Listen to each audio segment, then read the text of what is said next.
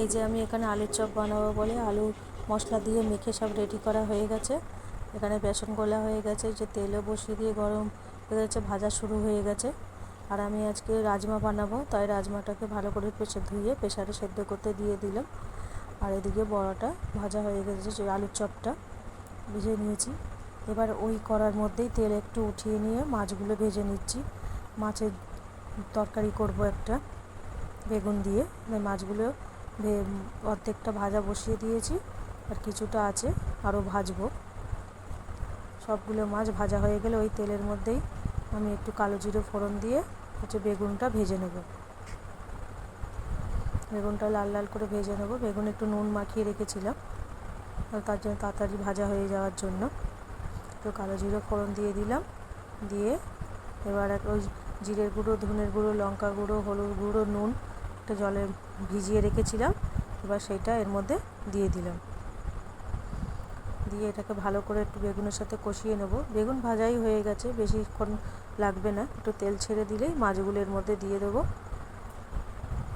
আমি আগে মাছগুলো এর মধ্যে একটু দিয়ে তারপরে ঝোল দেবো, কেন তাহলে এর মধ্যে নুনটা যে আছে সব মাছের মধ্যে ঝাল মশলাগুলো ঢুকে যাবে ভালো। তারপরে একটু নাড়াচাড়া দিয়ে যে ঝোল দেবো সেই জলটা, বেশি ঝোল রাখবো না এর মধ্যে। মাছের সাথে মশলা কষানো হয়ে গেছে, এবার ঝোল দিয়ে দিলাম। জলটা ফুটে গেলে নামিয়ে নেব। নামানো হয়ে গেছে। এবার রাজমা করব, তার জন্য যে পেঁয়াজ, টমেটো, আদা, রসুন সব পেস্ট করে নেব। কারণ রাজমাটা আমার সেদ্ধও হয়ে গেছে, এটা পেস্ট করা হয়ে গেছে। এবার কড়া বসিয়ে দিয়েছি। কড়ার মধ্যে তেজপাতা, শুকনো লঙ্কা আর গোটা জিরে ফোড়ন দিয়ে দিয়েছি। ফোড়নটা যেই ভাজা ভাজা হয়ে যাবে তখন ওই আদা রসুন পেঁয়াজের পেস্টের মধ্যে দিয়ে দেব। এটা দিয়ে দিলাম। এবার এটাকে একটু কষিয়ে নেব। কষানো হয়ে গেলে তারপর আবার তেল ছেড়ে দিয়েছে। এবার এর মধ্যে জিরের গুঁড়ো, ধনের গুঁড়ো, লঙ্কা গুঁড়ো, হলুদ গুঁড়ো দিয়ে ভালো করে আবার কষাতে হবে, যাতে সব মশলার গন্ধটা চলে যায়। একটু ভাজা ভাজা করে নিতে হবে যতক্ষণ না তেল ছাড়া পর্যন্ত। এই যে মশলাটা কষানো হয়ে এসেছে, তেলও ছেড়ে দিয়েছে। এটা গ্রেভি মতো হবে বলে আমি পেঁয়াজটাকে বেটে দিয়েছি। এবার সেদ্ধ করা রাজমাটা এবার ওর মধ্যে দিয়ে দিলাম। বন্ধুরা, কেমন আছো সবাই?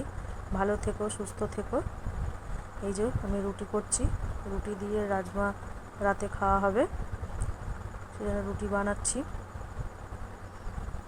রুটি করে নেওয়া হয়ে গেলে তারপর রাজমাটা আর একটু বাকি আছে, ওটা আর বেশিক্ষণ সময় লাগবে না করতে। দিয়ে একটু ফুটে উঠলে ওটাকে নামিয়ে নেব। একটু মিষ্টি দিয়ে দিলাম। এদিকে রুটি হচ্ছে।